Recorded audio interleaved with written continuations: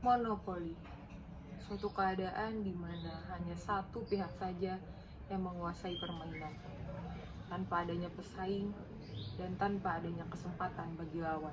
Manusia telah memonopoli alam semesta, mengeksplorasi dan mengeksploitasi demi keuntungan semata, tanpa memikirkan dampaknya bagi makhluk hidup lain, flora dan fauna, dan tanpa memikirkan dampaknya bagi alam semesta. Yang dilakukan hanyalah merusak. Alasannya klise, demi kehidupan manusia yang lebih baik ke depannya. Tapi bagaimana dengan kehidupan flora dan fauna? Bagaimana dengan flora dan fauna yang kehilangan habitatnya? Bagaimana dengan flora dan fauna yang hilang ekosistemnya? Bahkan untuk melindungi rumahnya saja mereka tidak mengerti dan tidak memiliki upaya. Memang banyak manusia yang berinovasi untuk pelestarian, namun jauh lebih banyak manusia yang ingin merusak alam. Semua belum terlambat. Masih ada kesempatan di tangan kita, umat manusia.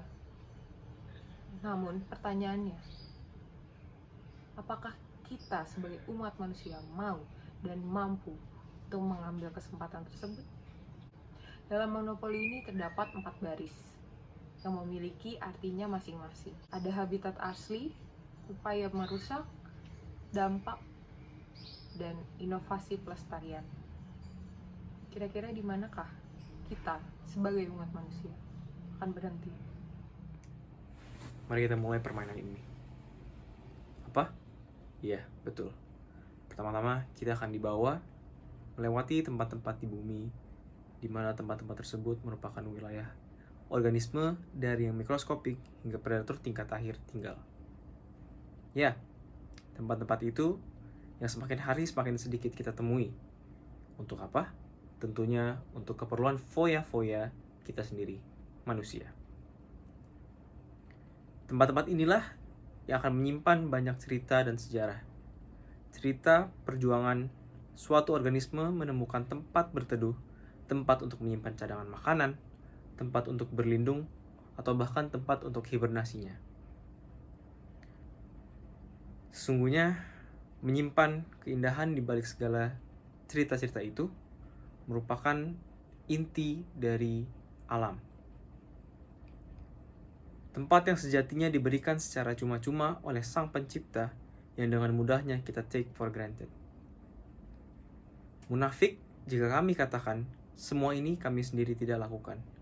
Tetapi munafik pada kami jika kami tidak menyatakan bahwa upaya-upaya untuk menyelamatkan pemberian ini tidak pernah diperjuangkan. Upaya-upaya umum yang kita buat baik conscious ataupun unconscious. Semua mulai dari kebiasaan-kebiasaan kecil seperti menggunakan transportasi umum hingga mendaur ulang sampah.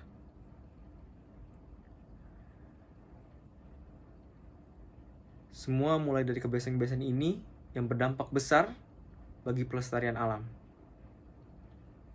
Ini semua upaya kita sang fakir dalam menghargai, mensyukuri, merawat, dan juga menjaga pemberian Sang Maha Kuasa. Ya, perkenalkan, nama saya Mulda Faryadi. Di sini saya akan menjelaskan tentang upaya dan dampak perusakan alam oleh manusia. Seperti yang tahu, upaya-upaya perusakan alam yang dilakukan oleh manusia sudah banyak. Salah satunya pertambangan, pembakaran hutan, land clearing, dan masih banyak yang akan kita tumpahkan ke monopoli yang sudah kita buat. Dan dampak-dampaknya yang bisa kita rasakan adalah salah satunya adalah perubahan iklim menjadi tidak jelas, dan habitat-habitat hewan yang terganggu akibat dari pembukaan lahan untuk pertambangan dan lain-lain. Di sini saya akan membicarakan tentang dampak. Tanpa atau adanya disadari, manusia yang menguasai bumi ini memiliki kebiasaan untuk melestarikan alam. Namun jumlahnya tidak lebih banyak dibandingkan dengan manusia yang memiliki kebiasaan untuk merusak alam yang indah ini.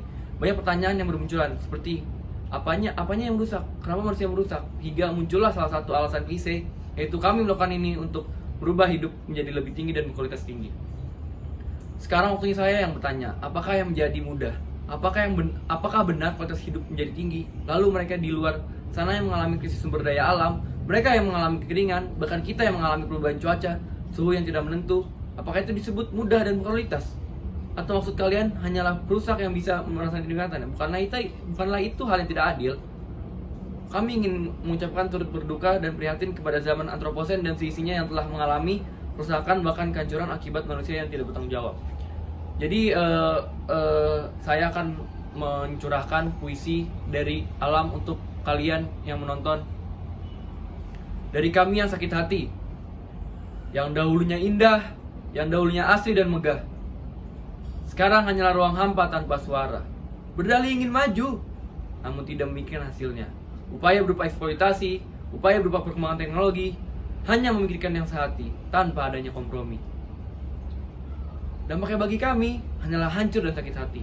Nestapa di kala senja demi meratapi, Ibu Pertiwi yang menangisi kerusakan kami.